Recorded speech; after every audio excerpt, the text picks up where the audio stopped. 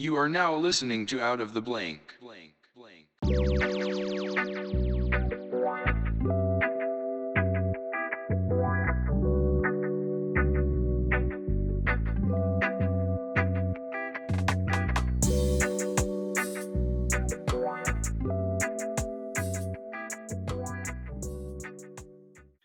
Well, welcome to another episode of Out of the Blank podcast. I'm here with David McCollum. Hey, everybody. So, David, tell me a little bit about yourself and if you want, what you do professionally. I'm actually, my full-time job is not the hot sauce company. I am a sales manager for a Subaru dealership. You selling the Subarus? That's correct. Now, I think Subarus are like one of the best cars for like all terrain because you can get basically out of anything, even in the snow with that all-wheel drive. Good car to be outdoors in for sure. Now, when I think of a salesman for a car dealership, I always think of that one movie where they're trying to sell cars on the lot, and the guy's like, "Well, I don't want you to buy the car." Then he's like, "Okay," he just walks away. Wait a minute, I got a nice deal for you. Yep.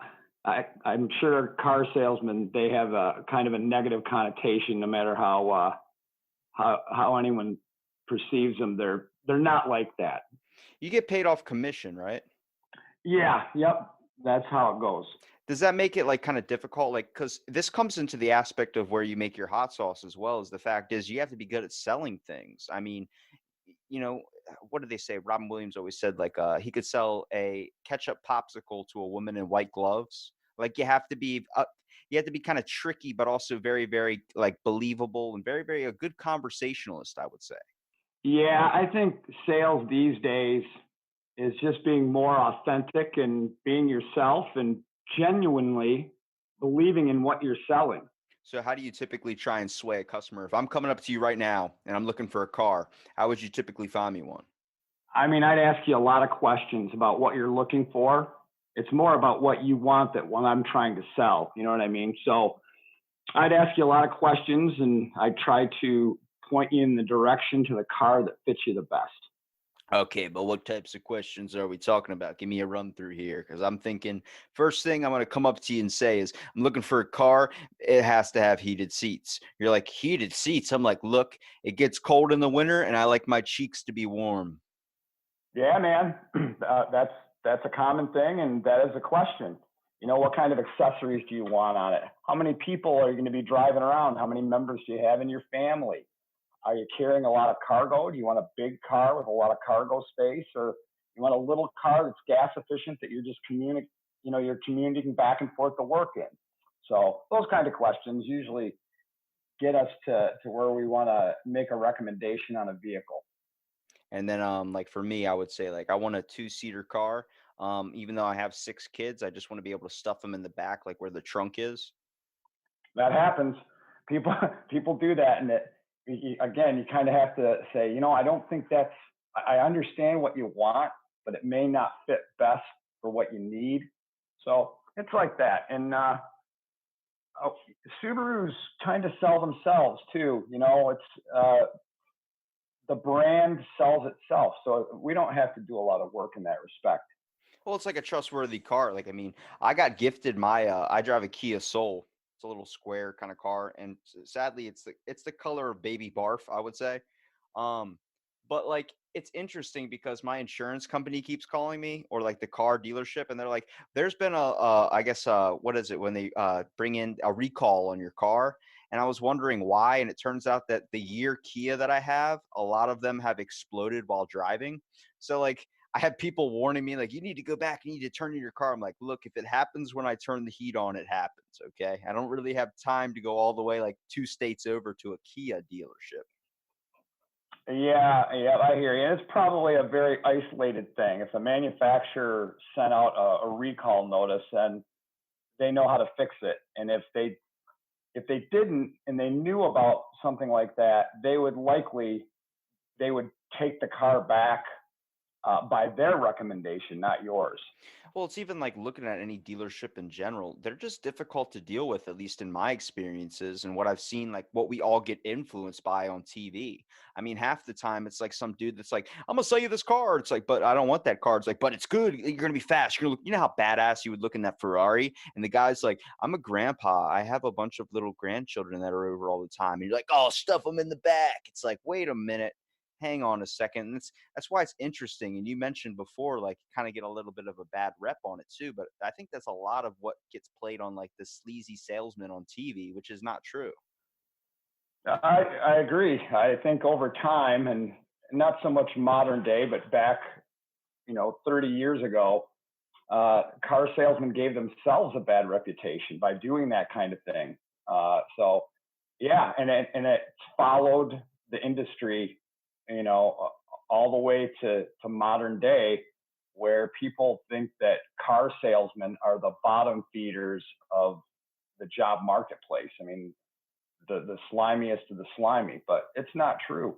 Well, that's like salesmen in general. Everybody gives them a bad kind of look or a really kind of stereotypical view because of the fact is they have to go and they basically bother you when they do go and sell something from a door to door salesman that's trying to really just, get his job done. You see him as like encroaching onto your territory. And then you go to a car dealership and you have in mind what you want and you think immediately that this person's going to haggle you into something that you don't want. And it's been all a giant influence of just where we've gone through it without history, without movies. You go into a car dealership and go, let me give you this convertible Mustang. You're like, but I just want this minivan. It's like, no, no, no, no, no. Trust me, I know what you want. And then next thing you know, you see the dude drive through a bunch of bushes and out in the oncoming traffic. Right. I, I'll tell you, my staff that I hire, none of them, I think one of 8 salespeople actually had sales experience. So I kind of look for people that don't have sales experience so that they don't bring those bad habits along, if that makes sense. Well, even like I'm pretty good at talking to people and pretty good at like figuring out where to go with things, especially in like in a conversation type style. I know you don't want to sit here and talk about your job the whole time, but the whole factor is like there are people out there that have a certain skill. I'm not saying I'm one of them, but there are people out there that are pretty good at talking with people, pretty good at understanding people and getting a good read on them. And those are destined people to be salespersons, in my opinion, or at least marketing people. Like even what you do, like your job reflects into your own kind of endeavor with your hot sauce company. Like the whole factor is it's all about advertising. It's about finding the right fit. You're going to have two groups of people that are going to want to buy hot sauce. You got people that are going to want to buy it for flavor, and you're going to have people that want to buy it because they want to die. They want to burn the shit out of themselves, that whole thing. And it becomes really conflicted because that's where you start to range out your various types of sauces, your different flavors, your different combinations, because you want to sell it to the public, which is going to be a taste factor because basically 80% of the public wants a hot sauce that's going to be good on their food. You have that extra 20% that's just looking at it like, I want to do this challenge. I want to stick this bottle up my nose and snort it, that whole thing, you know? Yeah, and I think you're right in that respect. And I don't cater so much to that far end of the person that's really looking to hurt themselves. But we don't really have a product like that. I mean, we've got a couple really hot ones, but my goal is always to keep that dial right in between where it gets so hot that it loses its good taste.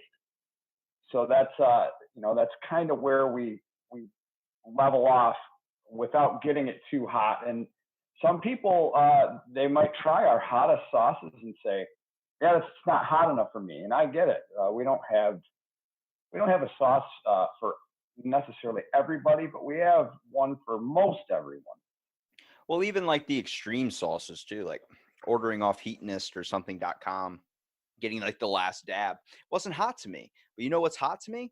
I went to Walmart and picked up that El Valentino thing, that one giant bottle of sauce that's like everywhere. I picked up the regular version and the extra hot. That hit me. I don't even know. I didn't know how. I felt like I was a baby. I was like, dang, this is actually hot. And I'm like, I can handle the last dab, but I can't handle a Walmart 139 for like a gallon thing of this. That's funny. Yeah. So Again, everyone's taste buds are different, and everyone reacts to tolerance of capsaicin differently. It amazes me to see people out there like Johnny Scoville or the UK chili queen, you know, eating 50 Reaper peppers doesn't seem human to me. That doesn't seem like something that anyone could do, but they do it. Those people can handle the hot stuff. I've been involved in the chili community, but I'm probably the only one that doesn't make a hot sauce or eat peppers like for like a YouTube or something. I've just kind of been involved with talking to you guys so many. I mean, shout out to Two Angry Cats who sponsors the podcast and Silk City Hot Sauce, Jeff Levine. They make some good flavors of sauces too. I mean, the combinations, I think people are just looking for something that's extraordinary, something that is different from what we're used to, that's always commonly placed on the table. I mean, if you go to any household, everybody has Tabasco. Okay. That's like the one hot sauce everybody just knows because it's so shoved in your face and involved in every single restaurant that they've capitalized the market as, you knowing that. Same thing with like Folgers coffee. But then we look at some sauces like Jeff makes one that's has like a smoke flavor to it. That's different. That's extraordinary in my opinion from what we're so used to. And it brings up a good question like what was your first sauce and how many different flavors do you have? So we started the Way Hot Sauce Company 20 years ago, and it came about, I think, like a lot of hot sauce companies do, where we were growing habanero peppers. We planted some plants to make salsa and things like that. Well, you can heat up salsa with a couple habanero peppers, and I had pounds and pounds of them, bushel baskets full off of these plants. And I said, man, alive, there's more of these than we could ever use. And I always did like hot sauce. It wasn't like I just came up with an idea and said, hey, let's just whip these into some sauce. I uh, collected sauces for a long time before that. You were being resourceful. Imagine if you were growing all those habanero peppers and then you're like, I'm going to make a hot sauce company. So you have to go and order ghost chili peppers instead of using habaneros. It's like, dude, it's in your backyard. You're like, I don't like to use them. Yeah. So in any case, we did that. And like I say, I had a hot sauce collection. People would go on vacation. They would grab a couple bottles, one for me to eat and one to keep for the collection. And at some point, I think I had maybe 300 bottles or so, and it started taking over the house. And I said, I can't keep collecting these. This is crazy. It's fun. But It's literally like if you're a kid and there's Pokemon cards or Yu-Gi-Oh cards, or you had a favorite car and you bought another one of the same type. Like I have hot sauce bottles sitting in my studio right now from Jeff, from Silk City, from Harmon Heat, from Two Angry Cats. Like they're sitting there. They're cool to look at. They're like little collectors. Like that's my favorite part about hot sauce is the design on the bottle. it is. The labels are great. I love Silk City's labels. I like their logo and the stuff they do. It's like craft beer. It's the same kind of thing. You could peruse an aisle and you can just buy cans of beer or bottles of beer based on the labels.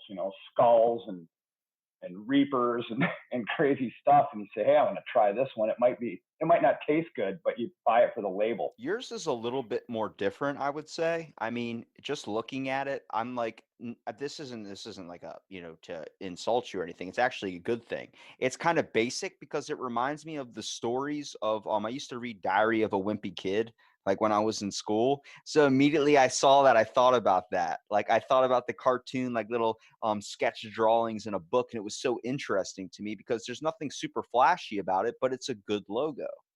That's right. And well, back to what I was saying, where we started the hot sauce company 20 years ago, it kind of went to the wayside for many years, and we fired it back up here last year. So we've only been back up and running, coming up on a year now.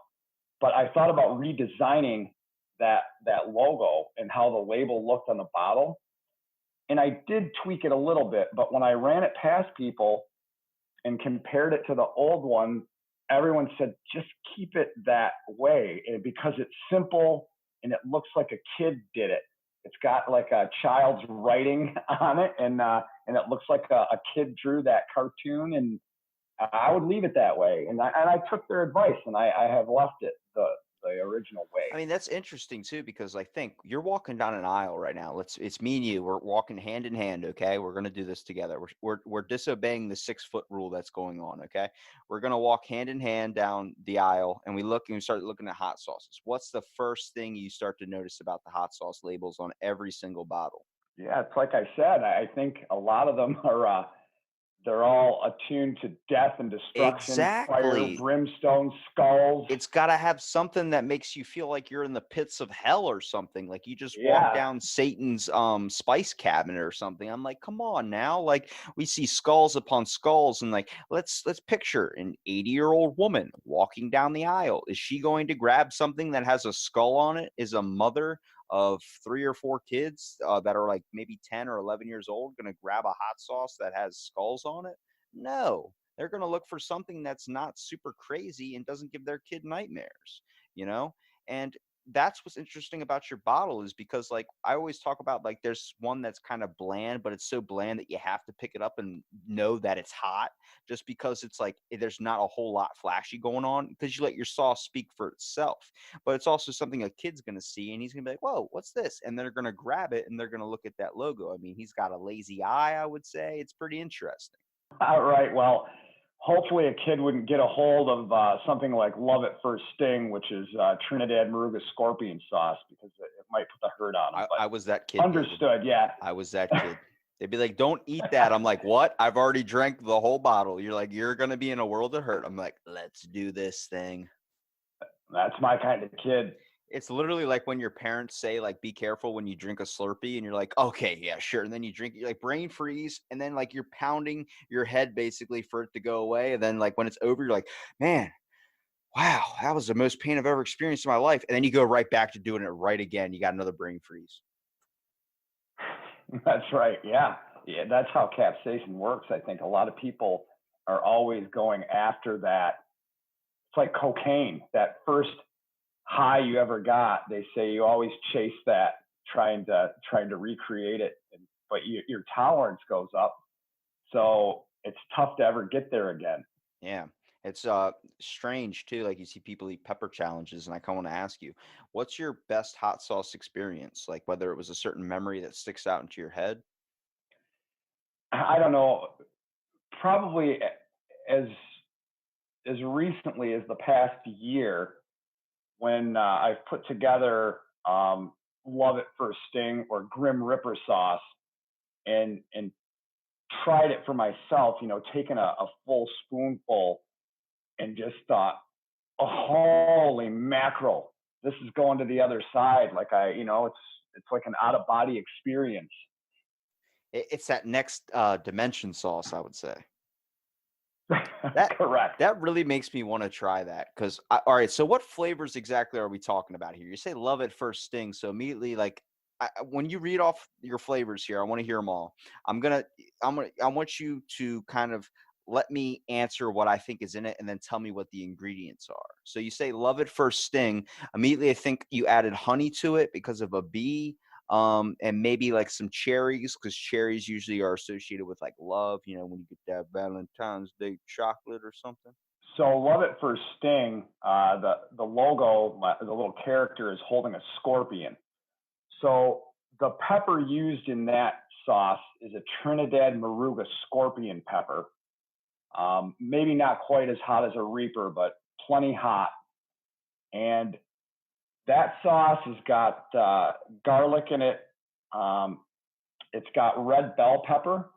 So to try to balance that heat, again, turning that dial, trying to get a little sweet from the red bell pepper, and that garlic gives a little savory to it. But that is hot stuff, man. And like I say, there are some people out there that would eat that and say, this really isn't that hot. I'm not one of them. I love hot stuff, and I can eat it really hot, but that stuff is hot, man. It will get you. I always, a buddy of mine, he loves the sauces, and he says, you need to use this slogan, respect the sauce, because if you lose respect and you start you're getting a little too loose with it, Or it will cocky. put the hurt on you. Yeah, I've made that mistake before too. Harmon Heat, shout out to him, sent me a thing called Devil's Dust. I have no idea what is in it, but I looked at it and I was like, this looks like cayenne pepper. So I do what I usually do with cayenne, where I dump half the bottle on something, but I took a giant spoonful of it and put it in my mouth. I swear to God, I knocked out a molar.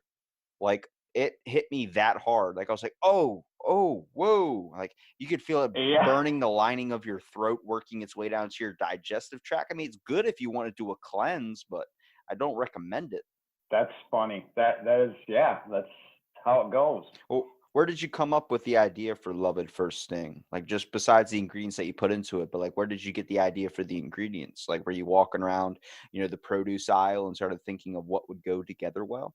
More and more, I've been thinking about the complexity of the hot sauces that we make, because they are not. Our product line use simple, straightforward ingredients, and I think that's part of what makes them good. I like all of the 10 sauces we make personally. I eat them all on everything that I eat all the time. But I do love to eat other sauces as well. I've got a whole refrigerator full of the competition. And I mean, I always say you have to try great sauce to make great sauce. So, but thinking more and more about the complexity of what goes into them, I think our strategy is just to keep it simple, so you don't have a lot of different ingredients overriding each other. Um, this coming year, we're going to come out with 4 new sauces, and I know what they're going to be, and I'm not going to tell you because it's going to be a secret. But we're going to roll them out later this year, when we can get our hands on the fresh and insanely rare stuff that we're going to use. But again, not a lot of complexity, trying to keep it kind of simple. And I think that's the strategy, if you will, that we're going to go to. Like a dinner table sauce, one that you can have on the dinner table that's not going to kill grandma. You know what I mean? We have some that'll kill grandma, but Not granny. again, we have Not granny. got 10 different ones. So you can go all the way down to the person that doesn't like hot stuff at all, and that would be like the jalapeno in your head sauce or rockin' red. Okay, hold on. You taught me. Those are table sauces. So far, we've seen Love at First Sting, or that's what it's called, right? Yep. So Yeah. So that's the what's Maruga scorpion sauce. what's the second sauce? Well, I mean, again, 10 sauces. So if you want me to start from mild, I would go with jalapeno in your head. Okay, jalapeno That in your is a- head. All right. So I'm gonna guess here. You got jalapenos in there, and do you incorporate fruit in all your sauces or no? No, nope, that one does not have any fruit So in it. that one's just probably straight jalapeno, maybe some onion or something in it. No onion. There's yellow bell pepper in it. Again, some garlic. I think most of our sauces have garlic in them. They do. Yeah. So kind of a staple to each of them, because it gives you that savory, even the fruit sauces. I mean, sweet, but a little savory at the same time. Well, garlic's flavor profile, like if you ever eat a clove of garlic by itself, it's a little bit of brash, but it kind of has a little bit of a dry kind of like taste to it a little bit.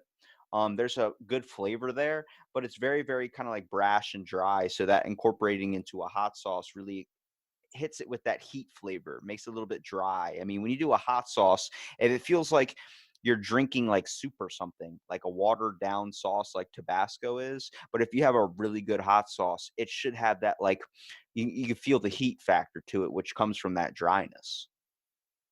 I think you're right. Yeah, that's correct. Now, what's the next sauce down the road? So then rockin' red. Jalapeno in your head is a green jalapeno sauce, so a verde type sauce. Rockin' red is a red jalapeno sauce. So that it's a little deeper, I think, in its flavor, and it's not hot. It's something to equate it to something that everyone sees in the grocery store, like Frank's Red Hot, something like It that. makes me think of the rocket pops that you would get as an ice cream. Like the ice cream man would come up, he'd be like, "Let me get a rocket pop." It doesn't taste anything like that, but uh, the name maybe right reminds me. Rock and red is kind of like rock and roll. Rock and roll. So I should snort that and then go on stage. That's it. That's the I one. like it. Then up from there is a fruit sauce. Maybe the next step up, and it's called Manzano Pepper Crashes a Papaya Party. We just call it Papaya Party. So it's got papaya in it and Manzano peppers. Manzanos are not really hot. They're not crazy hot. They have really thick walls. They almost look like a miniature bell pepper.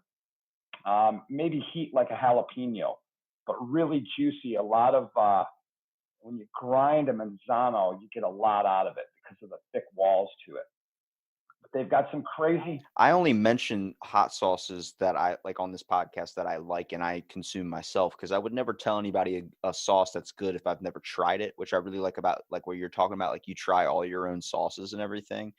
And I've liked the different flavor combinations because they hit you on different types of moods. You probably have a day where you're like, I want a really, really hot sauce. Or you have a day where you're like, I don't want it to be too hot. I want something that's going to be enjoyable. And that's like the benefit of having so many different flavors. I mean, you have 10 to work with. So people literally have a range of things to go to. Man, you've really hit the nail on the head. That is true. I've got them lined up in my refrigerator door, and depending on the day, like I'll say, oh, I don't want to put the hurt on myself today. Maybe some rock and red on these chicken nuggets would be good, and play it that way. But there are some days when I say it's time. It's time to put the hurt on. And Yeah, like I'll if you're sick get or going kielbasa. if you're going through something like an extreme cold, you just like, I want to cleanse it out of me. So I'm gonna dump a whole thing of this super hot sauce on it. I mean, I don't know about you, but for me, every time I try something that's super, super hot, my nose starts running. You know, I got to get a tissue and blow my nose out. It's clearing out my sinuses. I'm like, look, it's clearing out all the bad stuff. You see that yellow goo right there? What's that look like to you? It's like looking up at a cloud and trying to figure out what it is. It's medicinal. I use it for that in the same way you do. I mean, if I'm feeling a little under the weather, hit it hard and try to burn it out of myself. Yeah, that's what I'm saying. They say that you can drink alcohol to kill the things inside of you, but I just prefer to drink a nice bottle of hot sauce. That's great. I think Charlie Sheen said it best in a episode of Two and a Half Men when he was explaining alcohol. They're like, "Why do you drink it if it burns so much?" It's like because I have things inside of me I need to kill. And I was like, "That's perfect." Right. All right. So moving on, papaya party, hot but sweet from the papaya. The next one up is our habanero sauce. Habanero in your head. That was the original sauce that we made with all those habaneros in the garden way back when. So that's kind of the OG of the Way Hot Sauce Company. That's the original. That would be a perfect name if you could somehow get your sauce to give people like when you do a Slurpee and you get a brain freeze, but like a heat wave like in your head where you feel like you're getting hot flashes, like you're going through menopause or something. That would be perfect to be that name would fit so well. It's like, am I having a stroke? I smell burnt toast. That is why I named it that. That's exactly it, because you feel that heat going up into your head, catching your brain on fire. I want someone to get a couple peppers that you would find in like the Sahara Desert and just make a sauce that's yellow, call it Sahara Sunrise. And you're like, why? Because I just like the naming aspect of hot sauces. If it's fun to say, I'm going to try it. Yeah. I think there's something to the name of every sauce out there. Like I'll look at some of them and say, man, I wish I had come up with that. Well, you got good names for them too. Some thought goes into it. The next one, beyond habanero, is a new one that we came out with when we fired the company back up, and is Island Fever. Island Fever is yellow Scotch bonnet sauce with pineapple. So it's hot. It's got some heat behind it, but it's sweet heat. So you've got that sweet front end, and then you feel the heat kind of come in the back. Yeah, I tossed out a recipe idea when I had Caesar's smoking hot sauce on. He's actually in the process of making it by using ghost peppers that he uses as an original sauce, and I tossed out the ingredients of incorporating pineapple and something like a little bit of coconut. Because what you start to notice about the flavor profiles of the pepper is the perfect lineup for the ingredients. If you think what goes in a jalapeno, what do we have that's very, very popular that you can get at any restaurant? Jalapeno poppers. They include cheese in them. So incorporate a little bit of that into your sauce too. Give people what that experience is. It might not be something new, but it's something that they remember. Yeah, right. I saw Caesar smoking sauce recently on social media, and it looked like that was something new.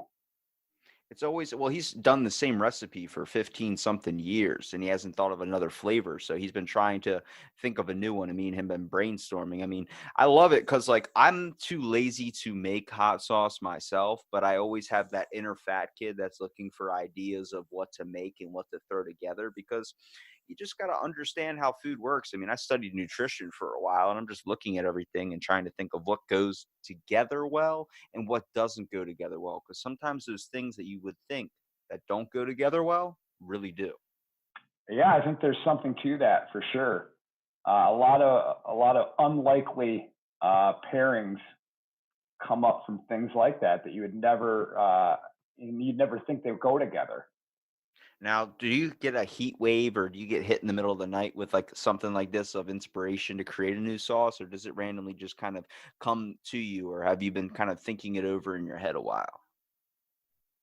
No, I think the former is what happens. I'll wake up and say, "Hey, now that I gotta write this down so I don't forget when morning comes." But they are those kind of aha moments where they just kind of hit me out of the blue, and not sitting and contemplating too much. They're not all good ideas. Sometimes I'll be hit with an idea, and then when I try it out and do some experimentation with it, it turns out, yeah, that's not a thing. But it is cool when something hits you like that and it works out. Well, you said it best yourself, right? It was about experiencing other hot sauces too. You trying so many, it's expanding out your flavor profile. I mean, if you're a chef and you only make your own food and you eat only your own stuff, you don't go out to a restaurant, you don't go out experience new flavors, you're never going to get better because you're never going to know different types of styles, different types of flavoring. It's the same thing with hot sauce. If you live off nothing but tobacco and try and, or not tobacco, oh, good God, that'd be terrible in a hot sauce, but Tabasco, and you try and just eat that all day long and not experience anybody else's flavors, not experience another pepper, not experience another fruit that could be thrown in, you're not going to truly get better because you're not going to know what else to make. You're going to be like, I'm going to include grapefruit and toe wax into this hot sauce. It's going to be amazing. I don't think that would work, but watch somebody prove me wrong. Yeah, no, I think that's insightful what you're saying because it's true. I I'll do some swaps with some different hot sauce companies out there, and there are people out there doing just the same kind of thing that we do. They're small batch. They're not mass produced, and they're some of the best sauces I've had. I get those and I say, man, that's really great. I love that stuff. I think it also comes down to when you're making hot sauce too, like there's a giant marketing aspect that's really very important, especially when you make a product. I mean, with marketing and all the things you have with social media, how have you kind of changed it to kind of stick out in the audience's eye a little bit? Well, that there's something to be said for that because there's probably more than 1 million hot sauce companies out there. I mean, everyone makes hot sauce, so you're correct. If you can't stand out, uh, even superficially on social media, say, then no one will even give you a try. So you could have the best hot sauce out there, but if the way you present it to the public doesn't come across well, no one's ever going to get a chance to try how good it is. So I always try to think of something crazy, a little different. Maybe edgy isn't a good word, but certainly not the norm. And I mean, for a younger crowd, it's not that crazy. But certainly, we're talking about a grandma, some people might look at the stuff I put out there and say that's not appropriate, or that isn't. I don't get that. That's craziness. What are you putting out there though? What that a grandma's gonna say? That's outrageous. Are you doing like somebody doing like a line of hot sauce off like a stripper or something? I'm curious now because like Maybe that's that's not a bad idea. Thanks for the idea. you want to do No, some like you want to do some good advertising with hot sauce. I mean, all you need is like an El Camino or a badass muscle car and one dude getting out of the car all badass, just showing the label off or something. I mean, when it comes to marketing hot sauce, there's a different way everybody does it depending on what their strengths are. So, I mean, you're a salesman. You should be selling it as, some you know what the people want. You got to prioritize who you're selling to. of course, of course. For example, I did throw up a social media post. It was just a girl in a bikini.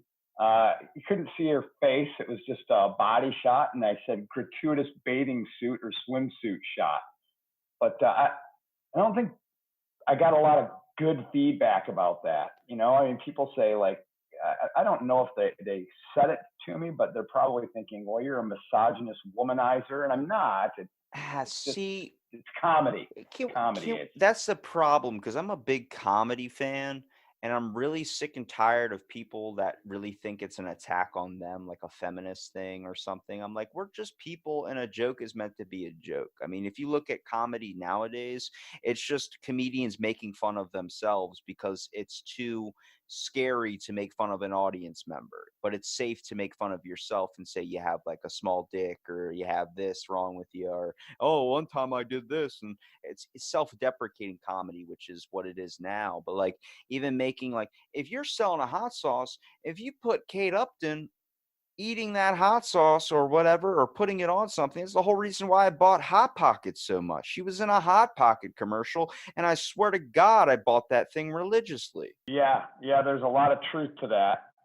You can't say anything that's even slightly not politically correct without getting barbecued. And it could be the end of the company. It could be the end of your reputation. So You carefully. can't say barbecued. We're in a freaking hot sauce podcast. What are you talking about? You gotta say like gets you smoked out or something. There you go. Get you burned. How Yeah, about that? scorched earth. I mean, That's when right. we talk about social media too, though, like it's very interesting how it can help and hurt you in so many ways, depending on what's going on in the world. Like, if something is like severe going on, usually you're probably not going to get a whole lot of social media when it comes to it. And people aren't going to get offended when they see somebody in a hot sauce or in a really like kind of skimpy clothing, I would say, enjoying a bottle of it as like a free promo or something. But like when it's all comfortable and we're not like worried about anything, we're just bored out of our minds. It's so easy to go on attack, which makes it difficult because social media is one of the most interesting things because it's a great place to sell stuff. It's a great place to get attention. It's a great place to build up followers, especially if you're a small entrepreneur like yourself. That's that's probably where we get the most exposure. So uh, without that, because I have I mean, the company's dynamic is not to be in every store everywhere. In fact, I had that 20 years ago. I had distribution. We were in supermarkets, chains, and this is a handmade product. It's small batch, and I like to control the quality by not mass producing it. So getting natural ingredients, typically I try to source that stuff locally. Doing that on a grand scale is tough for everyone. Anyone doing it will run into those kind of sourcing issues. So when we fired the company back up, I talked to my wife about it and I said, I don't want to be in stores.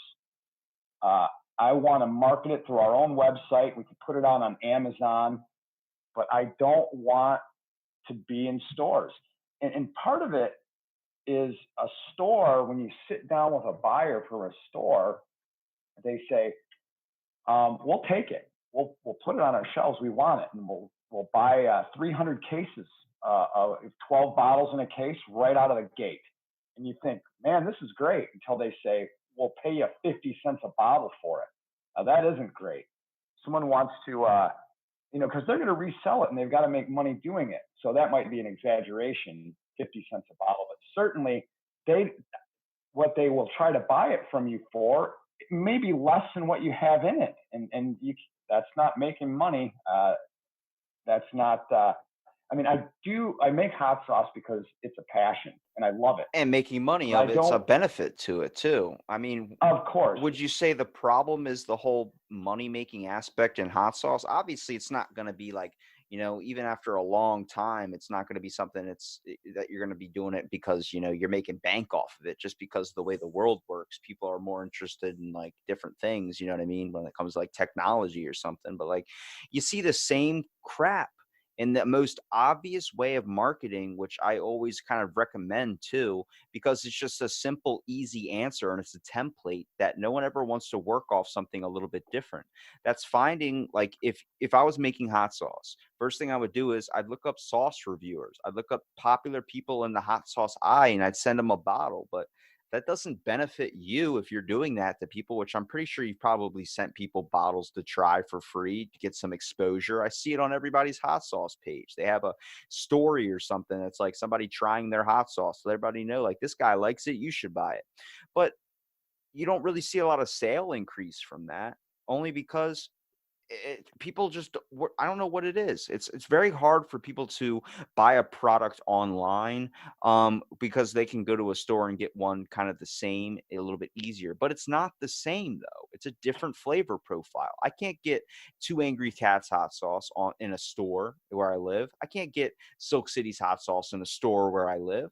And they're good sauces. I look at the sauce like from at Walmart and I look at it, I'm like, this Tabasco motherfucker. Like I'm like, you're dominating the market, but people don't know what to expand their taste out. And it sucks because someone like you, David, that's making sauce, that's sending bottles out to people, you're not seeing any really increase in sales. They're just getting free shit. that's, that's right. I mean, and I am careful to, someone will say, hey, send me a bottle and I'll put a post up on social media and I'll promote it. And I'll say what you just said. It's like, yeah, I mean, I understand that and I'm all about it, but that typically isn't going to help me so much. I'm not going to reap a ton of sales out of someone doing that. And I do. We came up with a 1 ounce sample bottle of each of the 10 sauces for that purpose. Someone says, hey man, send me a bottle, try it out. I'll send them a couple of those little 1 ounce bottles, and 1 ounce is more than you think. I've seen those little Tabasco bottles, and those are not 1 ounce. I think those are like a third of an ounce or something. But in an ounce, you could have enough to put on a meal and try it out and get a good idea of what it tastes like. It's a good enough volume in that little bottle, and I'll send those out, like you say. But I'm not getting a lot of play from that. It's the But same thing. You see Instagram pages. I've seen a few of them now. People that just start up an Instagram page called Sauce Reviewers, send me your sauces or something and I'll review them. And I'm like, you have 20 followers. There's no way a company's going to see that and want to send it to you. It's not about, being too popular to send some small person hot sauce. It's about you're not really getting anything from it. That person's just getting free sauce. I mean, my podcast isn't big, but I'll be more than happy if you send a product. I'll try it and I'll give you my honest opinion on it. I'm not going to bullshit anybody. I mean, I've been sent sauces. I'm very happy and very gracious of them, but I'd never asked them to do it. It's just something that you get connected with someone and you're like, okay, well, I'm going to send you this. I'm like, cool. And I'll be more than happy to promote it if it's good. And I'll be more than happy to give you some criticism if it's not. But where you got to see your marketing coming in now is not nailing the sauce reviewers. It's not nailing this. It's talking to some people that are chefs on Instagram. There's hashtag chefs. I've connected Two Angry Cats and plenty of other people to food truck owners. Vinny Subs out in New Jersey, trying to find a way to market their sauce on their food truck, give it to the customers. People are like, whoa, what's this sauce? Next thing you know, they look you up and they find you.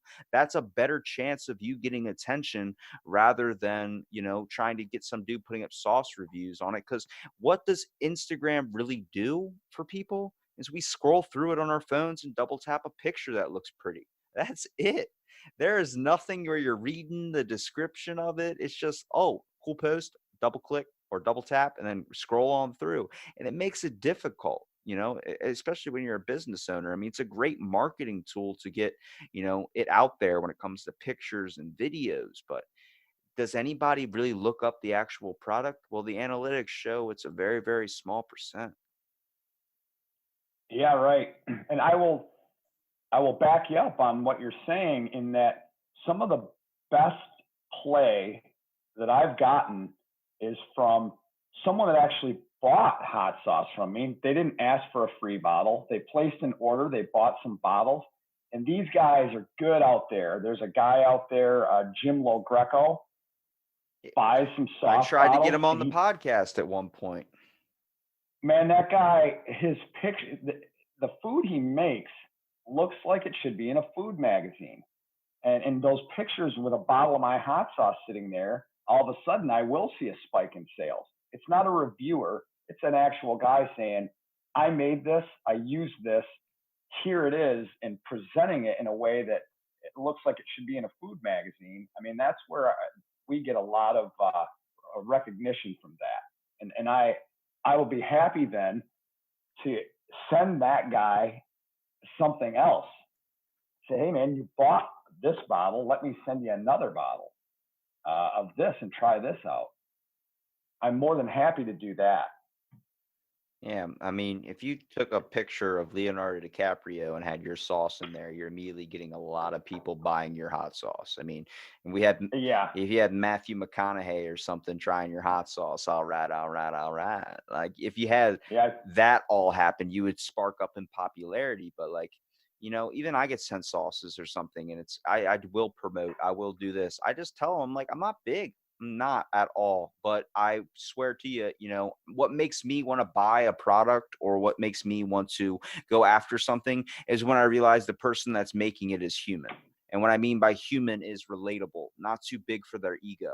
I could easily reach out to popular pages, popular people, get them on the podcast. But if I don't connect with that person, if I don't get to talk to them and really feel like I'm in a conversation with them, I don't care about it that much. You know what I mean? Because it's so easy to lose grasp of who you are as a person when you become popular with fame or when you become money, you become too big. I've reached out to people before that have maybe 200 followers on Instagram, and he's like, he's wearing a Captain America t-shirt, and he's like, sorry, bro, I don't want to be on your podcast. I have 5 million followers and over $6 million.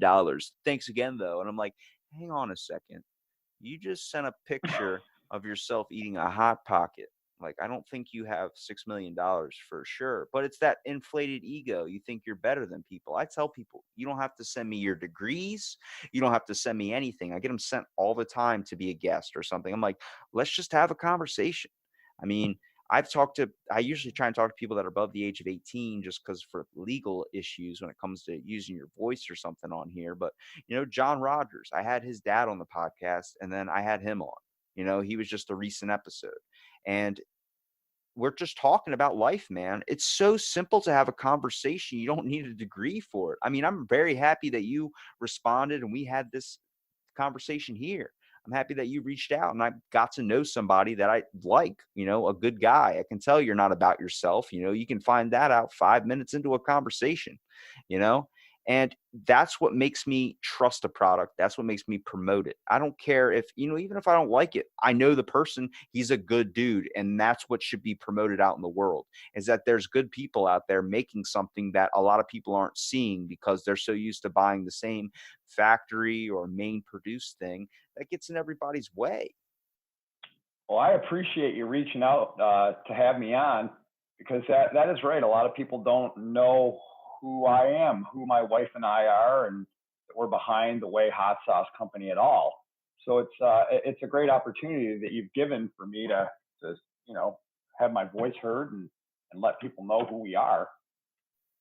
And it's important too. Like everyone kind of comes on and, they want to talk about the business. They want to talk about this. And I always tell them it's a conversation. It does end up turning into an interview. That's fine. But it's also about promoting people because we're all out here trying to do something. And we're basically what I would say hustling or we're trying to get something for ourselves in this world where it seems like you're shouting down an empty doorway. I mean, I'm in no way famous. I'm in no way popular. I've said so much stuff on this podcast that if you've probably listened to every single one, I feel very, very sorry for you, because that's too much of me for anybody. But at the same time, it's enjoyable to find the types of people that you meet in the world. I mean, I started to spark that up more and more and more because when would I ever meet you if it wasn't for social media, if it wasn't for this? That's where I see the benefit. I don't know if I'm ever going to come across you in person. I don't know if we'd ever even have a conversation if we did meet. You know what I mean?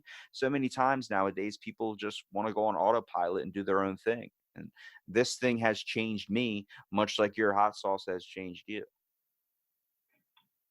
I think that's great because you're right. I mean, here you and I are we're having a conversation. We've never met each other. We've never really even prefaced.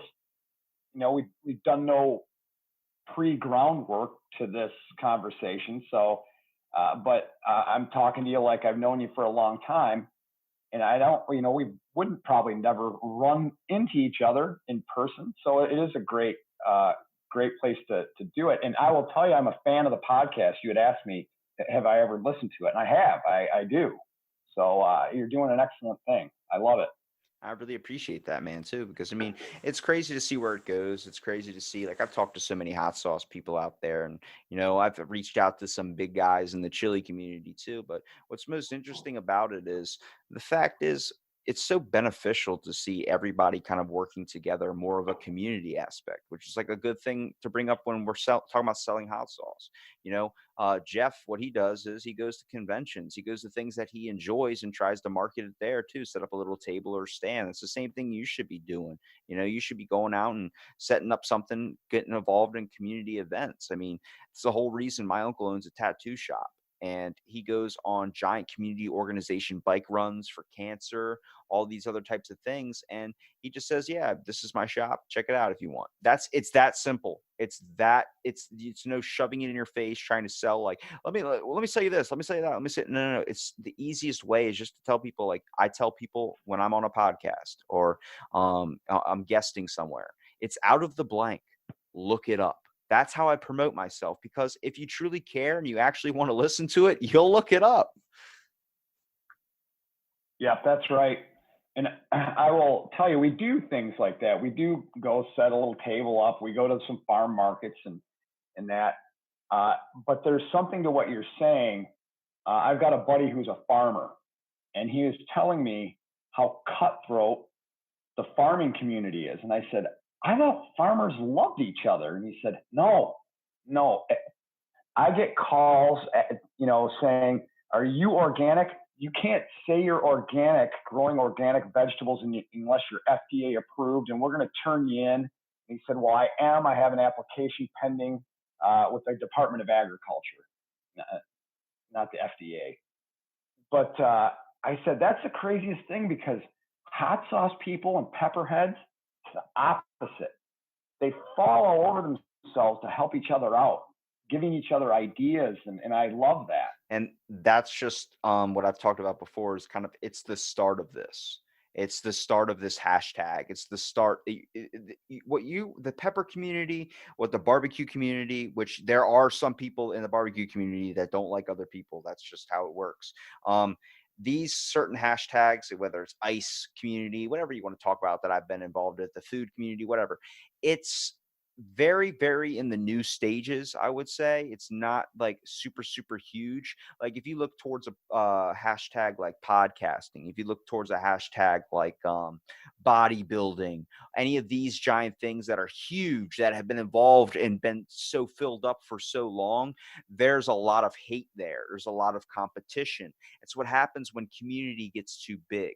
You start to find other ways of poking and prying and critiquing everybody's style, which is, it's going to happen eventually to the hot sauce community. It will happen when it gets big enough, but it's at the infant stages right now. And right now it's filled with love. And I think that's the most beneficial thing, because who the hell grows in darkness? Maybe a fungus or something, but we're not, we're people. We're meant to care for each other. And when we lose sight of that aspect, I'm more than happy to help somebody get up on a higher pedestal than me if that's what if they want to rush there to get forward. I'm never going to step on somebody's throat to get somebody or get somewhere. I could never do that in a business. That's why I probably wouldn't be a good company owner. It's just the way our world works is it's a factory lifestyle. You got to do what you got to do to get ahead, even if you got to cut out the little guy. And I'm not about it. Me either. I think that's well put. I mean, I don't necessarily want to be the biggest hot sauce company out there. But if I know there are people that want to be the biggest and the best, and I want to be the best. I just don't need to be the biggest, and more power to those guys that are running those giant operations, man. That's tough. I'm humbled by it. And even when we talk about like returning customers or something, the best thing about when you make an experience with a customer or you're a small town business and you really connect with your audiences, they're going to return to you. They're not just going to try it and be like, okay, you could be popular. You can have Leonardo DiCaprio, drinking your hot sauce or something. You're going to get 1 million buys. It's going to be amazing. But then is that number going to stay? Probably not, because he's going to move on to the next thing. He's going to find something else and people are going to buy that. They're like, even though the hot sauce is good, I still like what Leo's doing. You just bought a Ferrari, so I'm going to go sell my kids to get a Ferrari. Yeah, that's a business, right? Being an influencer like that. I mean, I guess if you've got enough followers and you're famous enough, you can charge to be a reoccurring, product promoter. Yeah. I mean, food reviewers, technology reviewers, social media influencers, it's a weird market and a weird world we're living in, that the fact that that's now a thing now. But I mean, it's the way the world works, and trying to be a business owner and finding the ways to navigate this weird and ever so changing society that we're living in, it's tricky. And that's where tips come in. You got to look to other people for tips too. I don't have any marketing tips at all. I just have ideas or thoughts that I've kind of observed. And it's, if you want to take them, run with them, good. I hope your company does amazing. And just through talking with you, David, like I know it sounds a little bit like kissing your ass here, but I really appreciate you because you did the podcast. You came out, you talked about what you're interested in. And I love hearing that it's a passion, not just a project or not just a money scheme. It's a passion. First and foremost, it really is. And if I can make a couple bucks on the side doing it, great. But it's not my full-time job. It's just something I love to do. And I really want to give you here a minute at the end to be able to promote your content too. Tell people where they can find your sauce and be able to reach out and maybe buy some too. Well, I appreciate that. You can pick it up on our website. It's getwayhot.com. Or you can pick it up on Amazon.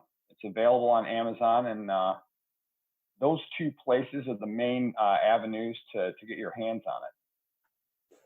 Okay. Now, if you were going to recommend a sauce for me buying, what am I getting here? I like that. Love it first thing. Hey, I'm gonna send you a bottle, and I already know based on what you told me what I'll send you. So is it a small child? Wait for it. Yeah. That's right. I've reached people are like, what's your address? I got to send you sauce. And then I'm so like, I just give it out and I'm like, wait a minute. Are you sending me nudes? Or are you coming to kill me? I'm like, I hope it's something different.